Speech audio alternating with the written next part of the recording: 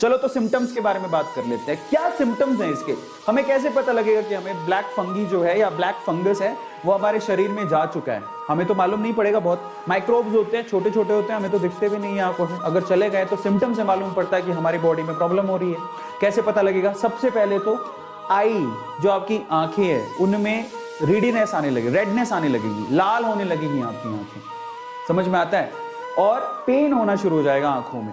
ये एक सिम्टम है जो आपको ध्यान देना है। और यहां पर सबसे ज्यादा सीवियर कंडीशंस अभी तक जो देखी गई है वो आंखों से रिलेटेड ही देखी गई हैं।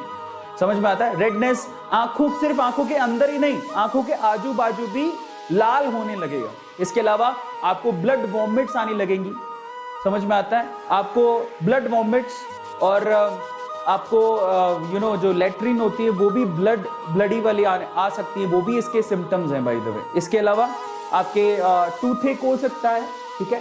इसके अलावा जो सबसे इंपॉर्टेंट है, आपको ब्लड विजन, ऑब्वियसली आंखों पे अटैक कर रहा है, सबसे ज्यादा आंखों की ही प्रॉब्लम हो रही है, तो आपका विजन ब्लड हो जाएगा एकदम से। आपको साफ दिख रहा था लेकिन अभी आपको धुंधला दिखना शुरू हो जाएगा, ये भी एक बहुत बड़ी प्रॉब्लम है। तो ये इसके सिम्टम्स हैं। जरा अब चलो इसके बारे में बात कर लेते हैं, कैसे बचाव करेंगे, कैसे बचेंगे इससे। सबसे पहले तो सबसे इंपॉर्टेंट ये मास्क यूज करो, सिंपल है। ट्राई टू अंडरस्टैंड, मास्क के बिना बाहर मत निकलिए और ये चीज आपको डायरेक्टली बचाएगी वायरस से। इसके अलावा दूसरा सबसे पहले तो जिनको प्लांटेशन बहुत पसंद है, जिनको प्लांटिंग बहुत पसंद है, जो घर पे प्लांट वगैरह लगाते रहते हैं, तो वो मिट्टी के साथ ज्यादा कांटेक्ट में रहते हैं। और मिट्टी आपको पता है गीली होती है और उसमें फंगस होते हैं। जरा समझिए, खाद में फंगस होते हैं, मिट्टी में फंगस होते हैं।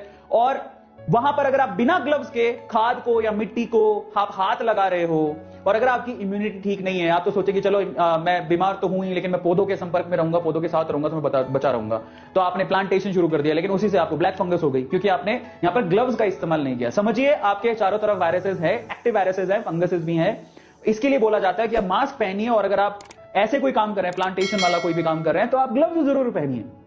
ग्लव्स को पहनना बहुत ज्यादा जरूरी है, स्पेशली वेटी सोइल के लिए बहुत ज्यादा जरूरी है। इसके अलावा सबसे इंपॉर्टेंट है, आप कहीं भी कुछ भी करके आए हैं, जरा समझिए, कुछ भी करके आए हैं, किसी भी चीज को हाथ लगाया है, खाने से पहले हाथ धोएं, खाने के बाद हाथ धोएं, हाथ लगातार धोते रहे, हाइजीन का पूरा ध्यान रखें। बस यहीं से तो सबसे बड़ी अगर समस्या का जड़ा, अगर हमें किसी भी वायरस से बचना है, अगर हमें दुनिया में कोई भी वायरस आ जाए उससे बचना है, तो दो चीजों में आप लोगों को कहूंगा हमेशा, एक तो मास्क हमेशा पहने और दूसरा अच्छे से हाथ धोएं। सबको समझ में आया? इसके अलावा मेरी रिक्वेस्ट, आपके घर पे कोई भी अगर आपका कोई डायबिटिक पेशेंट है घर पे, तो उनका स्पेशली ध्यान रखो, उनके शुगर के लेवल को चेक करते रहो, ठीक है, बहुत ज्यादा जरूरी है। स्पेशली वो लोग जो कोविड से लड़के आए हैं या कोविड से लड़ रहे हैं और वो डायबिटिक पेशेंट है, स्पेशली उनका तो बहुत ध्यान देने की जरूरत है, क्योंकि ये जो ब्लैक फंगस है वो स्पेशली शुगर पेशेंट में बहुत तेजी से फैलता है शरीर के अंदर।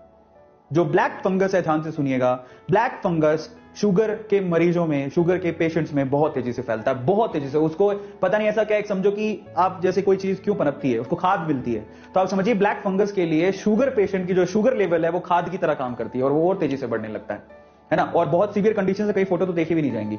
और स्पेशली अगर आप जब भी स्टेरॉइड यूज कर रहे हैं तो आप ऐसे ही स्टेरॉइड यूज ना करें, इसको डॉक्टर की सलाह के बिना यूज ना करें, ठीक है, ये बहुत इंपॉर्टेंट है। डॉक्टर जब बोलेगा, आपको जितनी क्वांटिटी में कहेगा, जरा समझिए, बिना डॉक्टर की सलाह के स्टेरॉइड्स ना लें, ऐसे ही केमिस्ट या किसी और के कहने से ना लें, डॉक्टर की सलाह जरूर ले लें, ठीक है। इन सब चीजों को ध्यान देने की जरूरत है, मेरी विनती है आप लोगों से। इसके अलावा अगर ब्लैक फंगी हो भी जाता है तो इसके लिए एक इंजेक्शन है जो कि मार्केट में है, इसका नाम है रेम्फो, दिस इज एम्फोटेरिसिन।